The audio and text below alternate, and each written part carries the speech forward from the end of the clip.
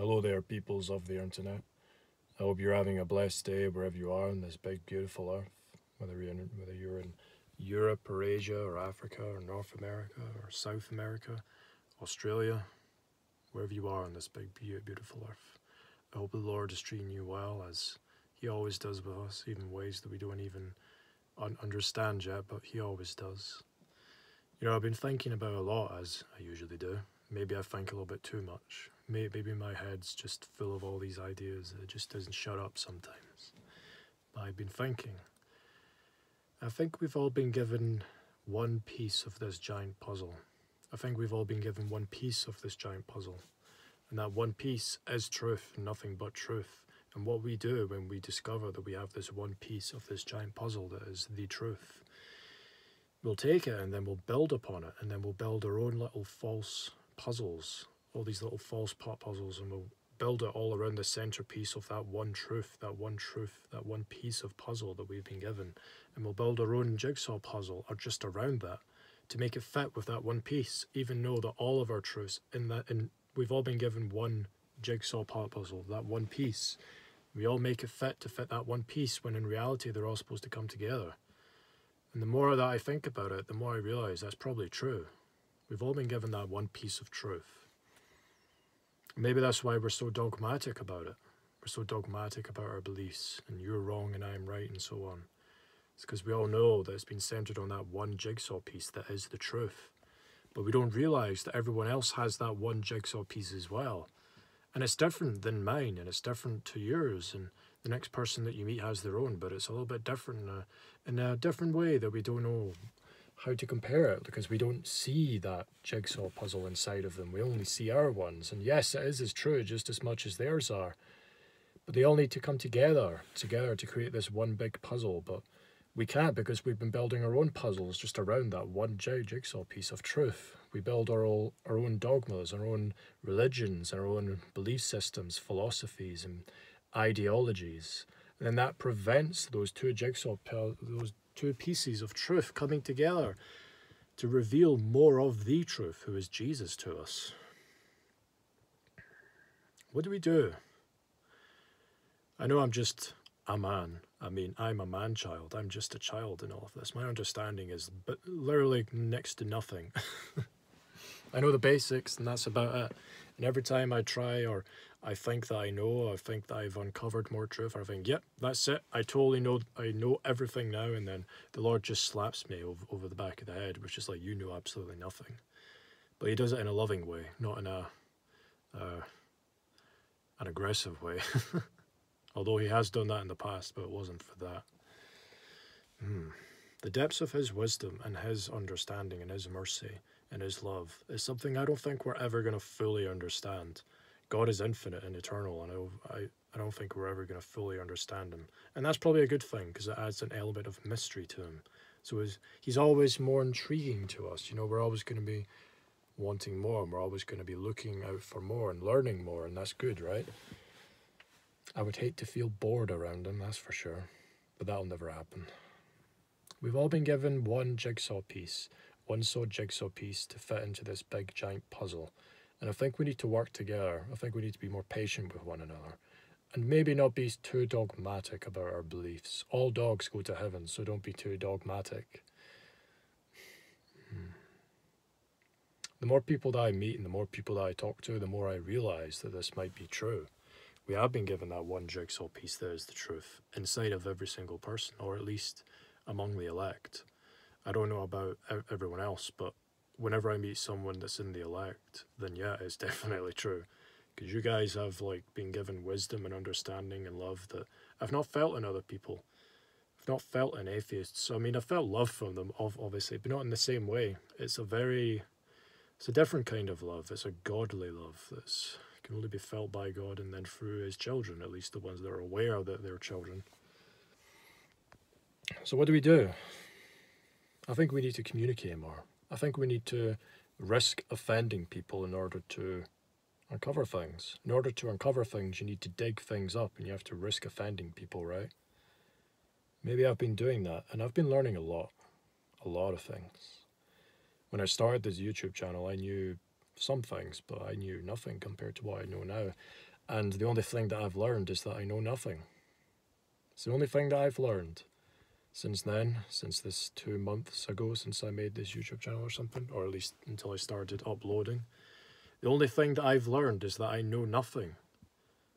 I know absolutely nothing, and my faith does not come from me. I can't claim that my faith was a result of my choice or my will or I can't glorify it. I can't stand on it and boast about it. Because that faith doesn't even come from me. My choices don't come from me, although it seems like I'm the one that's making them. It's not, it's him. He's led me into nothing but truth and love and acceptance, and he's chastised me, and he's disciplined me, and he's done it in so many different ways that I couldn't even have imagined. The world is a mystery, and he is the biggest mystery. Of all things, God is the biggest mystery. And trying to understand him just puzzles me. Whenever I think I've got a lead and I'm about to get it, no. He just leads me down a whole different rabbit hole of all these different facts and informations, and it's interesting. It keeps me on my feet, and I like it. I love a good riddle and a good mystery, but my inquisitiveness will be my downfall, maybe. Curiosity killed the cat, right? We've all been given just a little jigsaw piece. Every single one of us, and I think we need to communicate more. I think we need to ask questions and maybe put aside our ego and our pride, even if it seems like what they're speaking may not be true or complete rubbish. We need to hear out the other side, the other field, and things like this. There might be more truth to them than meets the eye, at least. What do you think? Do you think that everyone, well, at least in the elect, has been given a little bit of that jigsaw puzzle? Do you think? I mean, why else would he choose us? He chose us from the foundation to do this, to be a part of his elect, to preach the gospel and to show everyone who God really is, what God is really about, that he loves everything, that he is love. Just unapologetic, unconditional, relentless love. And that's what he is. We're going to go around to everyone telling him that he doesn't condemn anyone, that he loves everyone. And everyone will know that fact.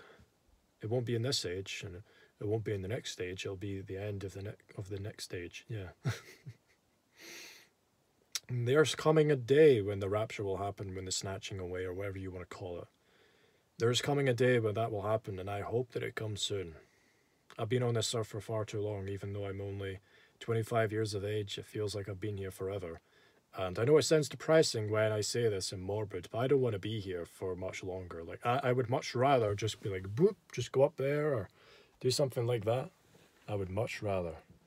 If not that, then maybe just, I know this is going to sound dumb, but I would love to just preach the gospel for a year and then just be martyred in some way, or just die for him. Like that would be the ultimate privilege. I know that me saying this, and then if it actually happened, obviously I would be afraid, if I was told I was going to be stoned to death or stabbed, or even worse than that, be crucified. Like, I'm not going to be like, oh yeah, I'm totally down for that. Like, obviously it would, I would be terrified, but the thought is just so amazing.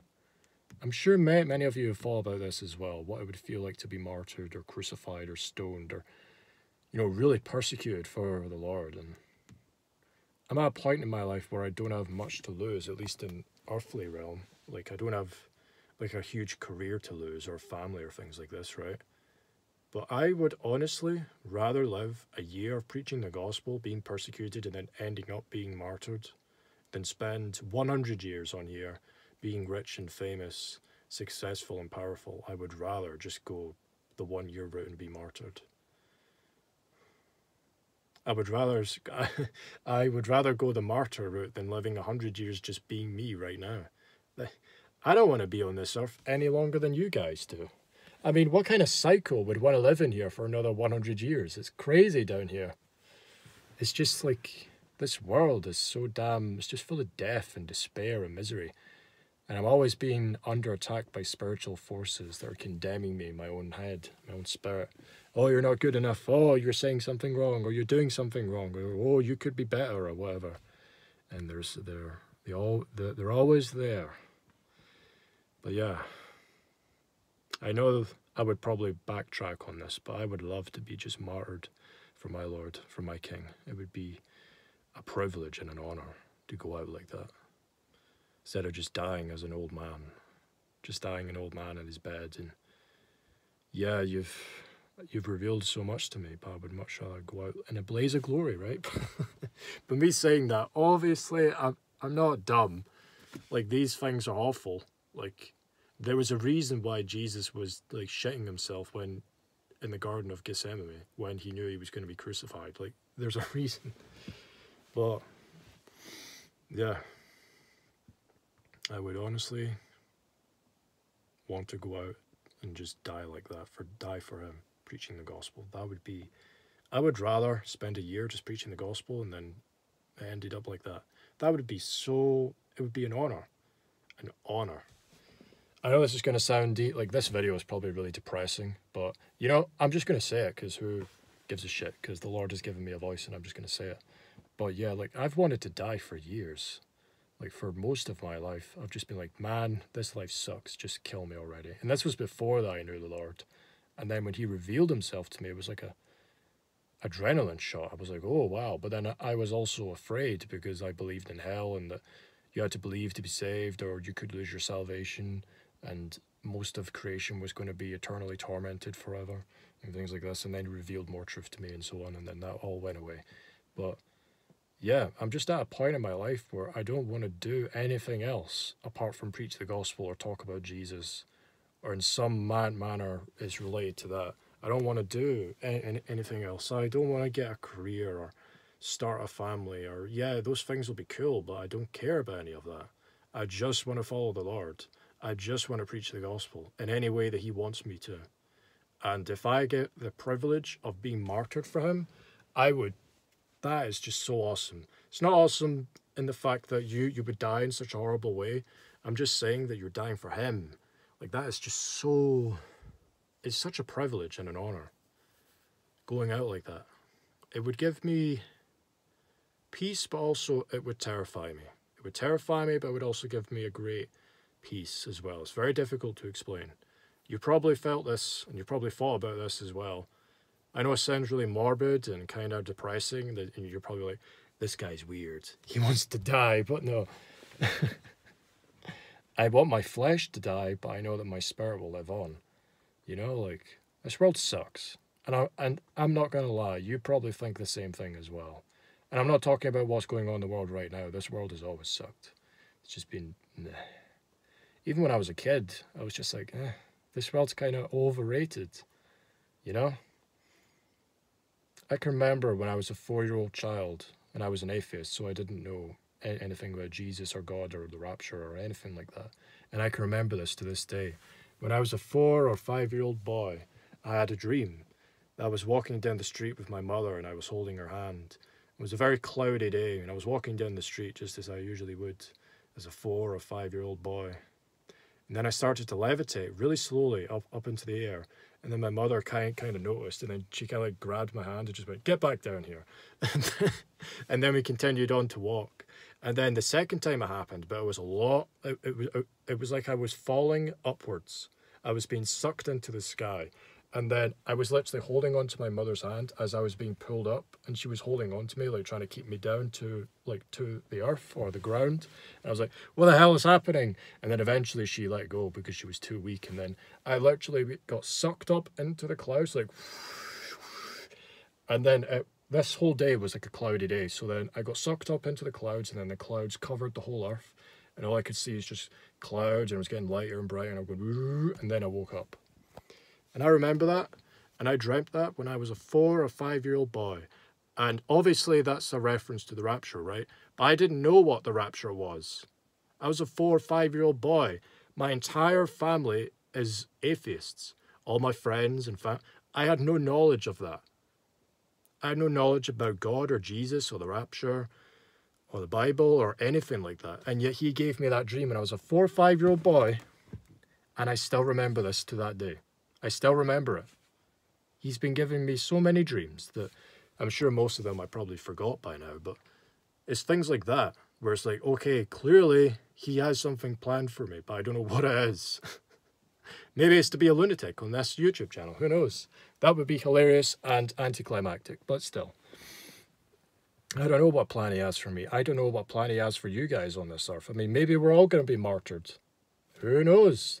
Maybe the beast system and the antichrists and all that shit's just going to be like, I've targeted you. You're going to die.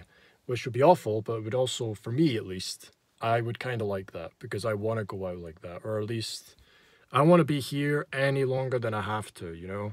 I would much rather just skip all this stuff, like fast forward it, like you would do in a movie, just be like, and then just skip to the end. Because I know that sounds really depressing, but it just is what it is.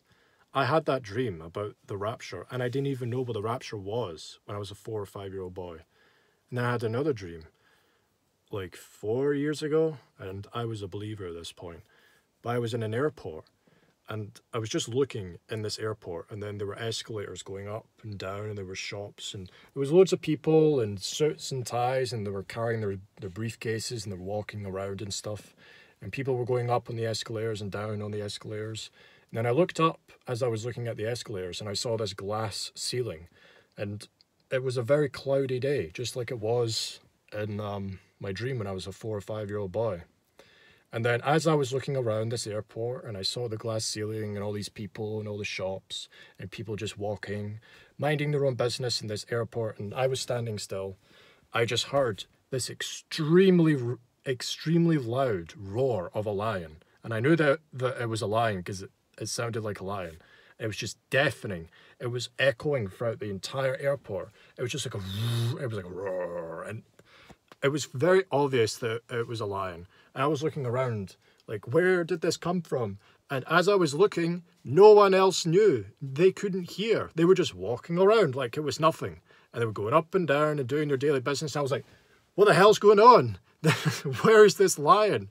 And then in this dream, I obviously knew what it meant. I knew that it was Jesus, you know, the Lion of Judah and all that.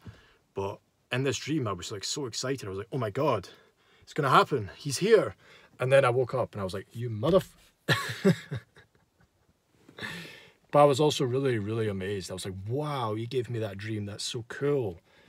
And I can remember another dream when I was at my grandparents', and this was around the same time. I was just at my grandparents' and I was looking up, and it was a clear night sky like it is out here right now. And I was looking up and I was looking at these stars, and it started to twinkle. I was like, oh, that's cool. And then I just felt my entire body be like, whoosh, just sucked up into the sky or into the star or whatever. And I was like, what the hell? And then I woke up again. And I'm thinking, like, why am I getting so many rapture dreams? And this was in, this might have been in, it was either 2019 or 2020 or maybe 2021. But I would get loads of dreams like that. And I would also get dreams where it was like really weird dreams. Like I was standing out in my back garden or my backyard, and it was freezing, it was snowing, and it was a blizzard out.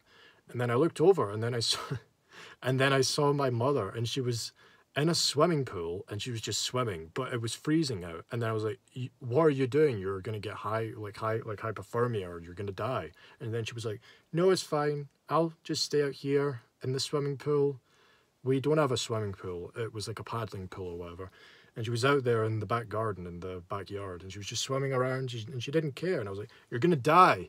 Get inside. And she's like, nah, it's fine. And then I woke up, and I'm like, well, I kind of know what that means, but it's just weird. Like, he gives me so many weird dreams all the time. Yeah, I've had loads of dreams like that. It's ridiculous. But the one when I was a 4 or 5 year old boy, I swear on my own life. I swear on my own life about all these dreams. They're all true. When I was a 4 or 5 year old boy, I had a rapture dream, and I had no knowledge of the rapture.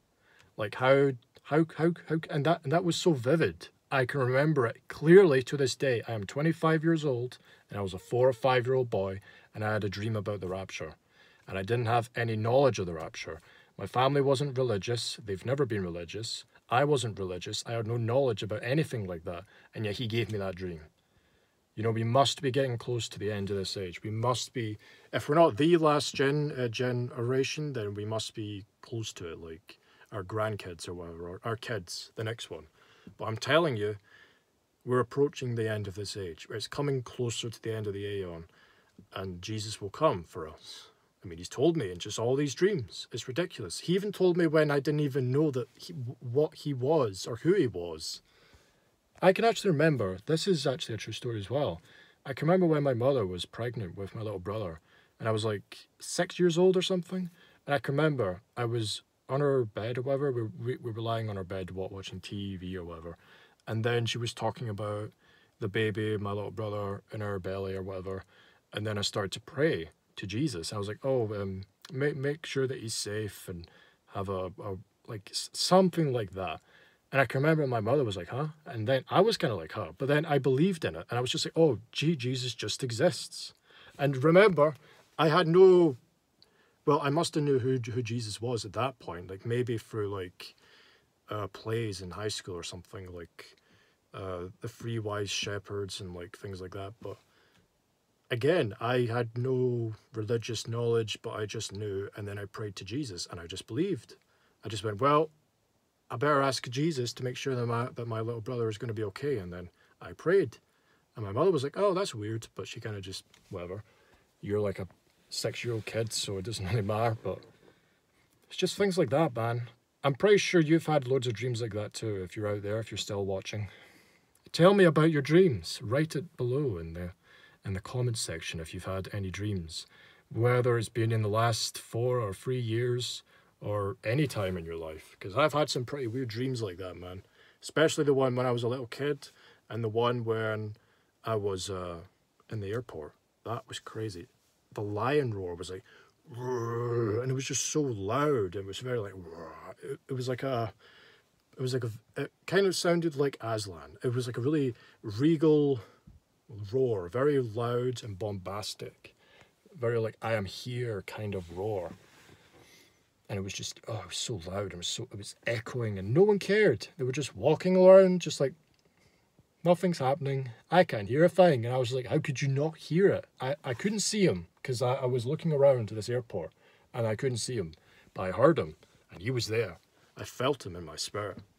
I can remember originally, way back when I originally first came to faith in Jesus, I can remember I said the sinner's prayer and then I was dozing off in my bed or something. And then while I was dozing off, I wasn't fully asleep, but I wasn't fully awake. And then I felt my entire body just being like sucked up. Like I honestly thought that I was about to be raptured. And I was like, and then I just immediately woke up like I was just about to be jumped or something. And then I was like, what the hell just happened? It was just really weird, man. I've had weird experiences like that all the time. I can remember I was with one of my friends who's a Mormon. I used to go to the gym with him. And then we were talking about Jesus and God and all that stuff. And then we went out to get something to eat or something. And then this guy was in the street and he had this one of those signs, like the end of the world signs, where it would flip over and there would be like another side and then there's one side here. And then on it was like, this is a sign from God, or like repent or something. The end is nigh. And then I could just remember saying to him, look, there's a sign from God. And it's shit like that. That stuff happens to me all the time. I'm just like, obviously he must have put me into the elect for this reason. Like, why would he give me a dream about the rapture when I'm 4 or 5 and I didn't even know about it? Like, I had no knowledge about that. That's ridiculous. And that's a true story. I swear on my own life. I swear on the Bible if I had it with me. That's a true story. I had that dream when I was a 4 or 5-year-old boy. And it was crazy. It blew my mind when I figured out what it actually was years ago. Because like I would remember it. He would put it into my mind and then I would be like, holy shit. You gave me a rapture dream when I was like a little kid? That's ridiculous. Yeah, we've all been given a little piece of this puzzle, guys. A little piece of this puzzle. And I think we need to communicate more. You know, who gives a shit about the earthly things of this world? I know that many of you have families and things like that. You're older than me, and that's, you know, I understand that, you know, family comes first, but dude, we're living in times where I don't think we realize what times we're living in because we're used to it, right? Like I grew up in this environment and you did too. But we're living in some really strange times and people are having visions and dreams all the time now. and people are just like anticipating this thing. Like I can feel in my spirit, something's big's gonna happen. I had that same feeling back in 2019, and I can remember telling everyone that something bad's gonna happen or something really good's gonna happen. I don't know what it is, but in 2019, I felt that for the whole year. It was like this whole anticipation. And then obviously the next year happened, and then all the lockdowns and shit, and that's where things really like hit the fan. And we still haven't went out of that, but and when that was happening, I can remember I was prepared to go homeless and just read the Bible and live out in the wilderness, because I thought that people were going to come to my house and they were going to like inject me with the poison, with the thingamajigger, and try and kill me. Because back then I thought that that was the mark of the beast, because they wouldn't allow people to go into stores or shop unless you had the thing. But I can remember I was like, I am willing to go homeless. Like I bought all the equipment. I had my Bible ready. I had my equipment, you know, pots and pans, water filter things, and like, what was that called again? Steel and flint, you know, like that thing where you start fires. I had food ready. And I was ready just to go out into the wilderness and just live like John the Baptist and just preach and read the Bible until I either died or I was raptured or I was martyred or something. And I was ready to do that. And then that didn't happen because everyone forgot about it. And then everyone started talking about Ukraine and shit. And it's like, okay, bro, whatever. Like, we're just going to forget about it now. So I have been ready to die in some capacity since 2016, or maybe late 2016, 2017, I've been ready to die for that long. I know it's not like a huge time compared to a lot of people, but yeah. So, I'm telling you guys, you don't know how special you are right now. I know that sounds kind of egotistical, but you don't know how special you are, and you don't know what kind of effect you have on people out there. So, whenever you're tempted to be judgmental or condemn people, even if it's like in the comment section, like someone's being kind of a dick, they're like, oh yeah, God's gonna send people to hell or whatever, or Jesus didn't save everyone on the cross, you liar, you antichrist. Just go easy on them, you know? Like, we're not here to like attack everyone. Like, obviously the Lord has led them to the point where they think like that, and that's not their doing, it's not our doing, it's the Lord's doing. You know, he's the one that paves the paths for everyone, and they all lead back to to the Lord. You know, it's just try not to condemn people. You know, if I had a cent or a dollar for every time that I've been called the Antichrist, do you know how many dollars that I would have? 12.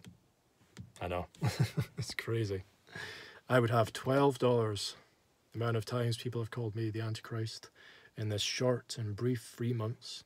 I have a feeling that that's going to grow. I feel that I'm gonna be like a billionaire by the time this life is over.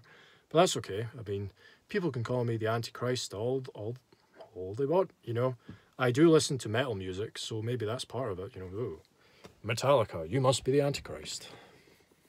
But I don't like Obama, so maybe that makes me kind of like half the Antichrist. Who knows? Man. I've probably had so many dreams that I forgot about, or I'm just not thinking of right now. But I've had 4 or 5 rapture dreams in my life that I can remember. And that's from me being a little boy, a 4-year-old kid, all the way up to a few years ago, or a year ago. I can't remember. But I've had a lot of rapture dreams. And tell me if you've had some rapture dreams, or dreams about Jesus in general, because I want to know. I think people should tell each other, we should tell each other about our dreams, because he communicates to us in dreams sometimes. Yeah, he definitely did that when I was a 4-year-old boy. No knowledge about him, and he just gave me that out of nowhere. And it's very accurate. You know, my mother represents the world, and it's pulling me down, but God pulls me back up. You know, the world wants to keep us down here, and Satan will use our family members, our parents, our mothers, our fathers, brothers, sisters, our wives, our children, our pets, our uncles and aunties, our friends, our best friends, our colleagues, our careers, whatever, like our university or whatever, you know, like he will use our entire life to pull us and keep us here onto this earth. He doesn't want us to realize who we really are. You know, we're the elect.